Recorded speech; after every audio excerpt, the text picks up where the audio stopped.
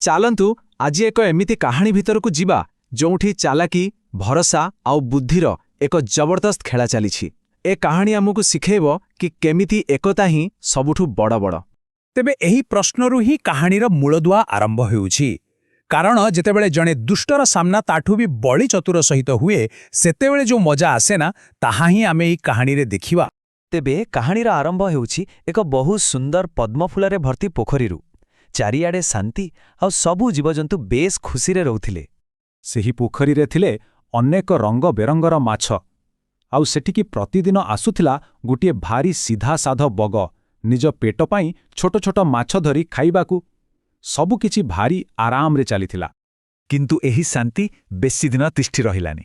ପୋଖରୀ ପାଖରେ ଥିବା ସେହି ବିରାଟ ବରଗଛ ଉପରେ ଆସି ପହଞ୍ଚିଲା ଆମ କାହାଣୀର ଖଳନାୟକ, ଗୋଟିଏ ଦୁଷ୍ଟ ଚିଲ।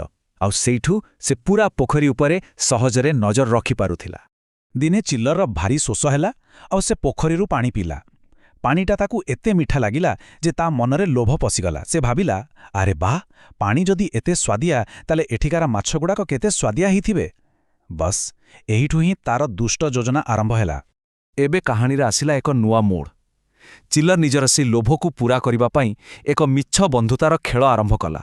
ଚିଲ୍ ସିଧା ସେଇ ସରଳ ବଗ ପାଖକୁ ଗଲା ଆଉ ମିଠା ମିଠା କଥା କହି ତାକୁ ଫସାଇବାକୁ ଲାଗିଲା। ସେ ନିଜକୁ ଏକା ଆଉ ଅସହାୟ ଦେଖିଲା, ଆଉ ଭୋଳା ବଗ ତା କଥାରେ ସହଜରେ ଆସିଗଲା। ଦେଖନ୍ତୁ ତା ପରିସ୍ଥିତି କେତେ ଅଲଗା ଥିଲା।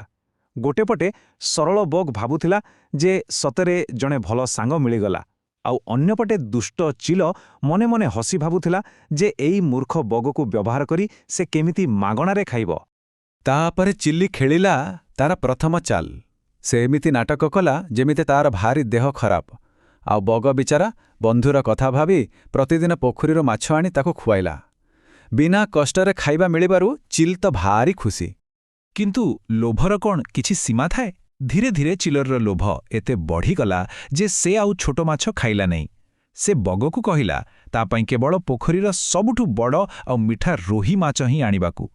ଏହାର ପ୍ରଭାବ ପୂରା ପୋଖରୀ ଉପରେ ପଡ଼ିବା ଆରମ୍ଭ ହେଲା।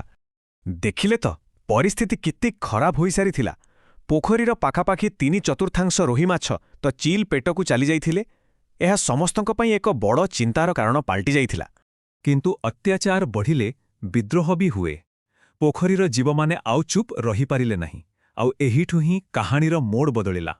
ନିଜ ବଂଶ ଉପରେ ବିପଦ ଦେଖି ସବୁ ରୋହି ମାଛ ତାଙ୍କ ମୁଖିଆ ପାଖକୁ ଦୌଡ଼ିଲେ, ଆଉ ମୁଖିଆ ଜାଣିଥିଲେ ଯେ ଏହି ସମସ୍ୟାର ସମାଧାନ କେବଳ ଜଣେ ହିଁ କରିପାରିବ।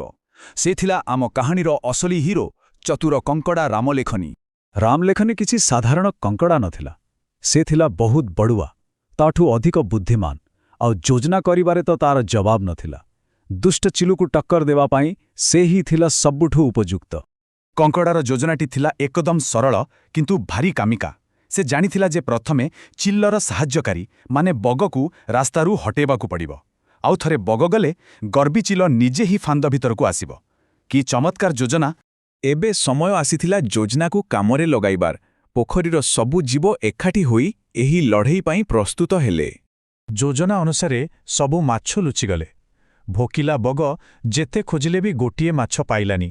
ଶେଷରେ ରାଗିଯାଇ ଯେମିତି ସେ ପାଣି ଭିତରକୁ ପଶିଛି, କଙ୍କଡ଼ା ସୁଯୋଗ ଦେଖି ତା ଉପରେ ଆକ୍ରମଣ କଲା।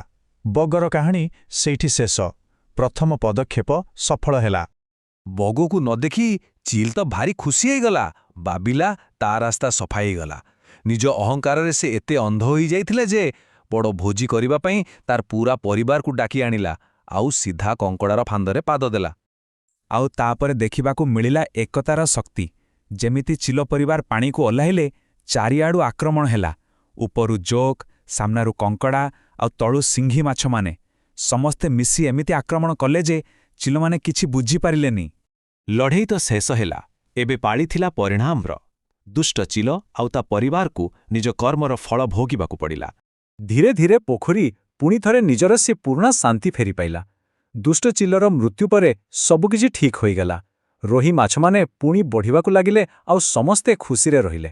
ତେବେ ଏ କାହାଣୀର ସବୁଠୁ ବଡ଼ ଶିକ୍ଷା ହେଉଛି ଏହା ଯେ ଲୋଭ ଆଉ ବିଶ୍ୱାସଘାତକତାର ଫଳ କେବେ ବି ଭଲ ହୁଏନି। ଦୁଷ୍ଟ ଚିଲୁକୁ ନିଜ ଜୀବନ ଦେଇ ଏହାର ମୂଲ୍ୟ ଦେବାକୁ ପଡ଼ିଲା। ଶେଷରେ ସତ୍ୟର ହିଁ ଜୟ ହେଲା। ରାମଲେଖନୀ କଙ୍କଡ଼ାର ବୁଦ୍ଧି ଆଉ ପୋଖରୀର ସମସ୍ତଙ୍କର ଏକତା ପାଇଁ ସମସ୍ତେ ତାକୁ ଖୁବ୍ ପ୍ରଶଂସା କଲେ। ସତରେ ସେ ସମସ୍ତଙ୍କ ପାଇଁ ଜଣେ ଅସଲି ନାୟକ ସାବ୍ୟସ୍ତ ହେଲା। ତେବେ ଏହି କାହାଣୀ ଶେଷରେ ଏହି ଗୋଟିଏ ପ୍ରଶ୍ନ ଛାଡ଼ିଯାଉଛି, କେବଳ ଶାରୀରିକ ବଳ ଅଧିକ ଶକ୍ତିଶାଳୀ ନା ଏକାଠି ମିଶି ବୁଦ୍ଧି ଲଗାଇବାଟା ଅଧିକ ଶକ୍ତିଶାଳୀ? ଉତ୍ତର ତ କାହାଣୀରେ ହିଁ ଲୁଚି ରହିଛି।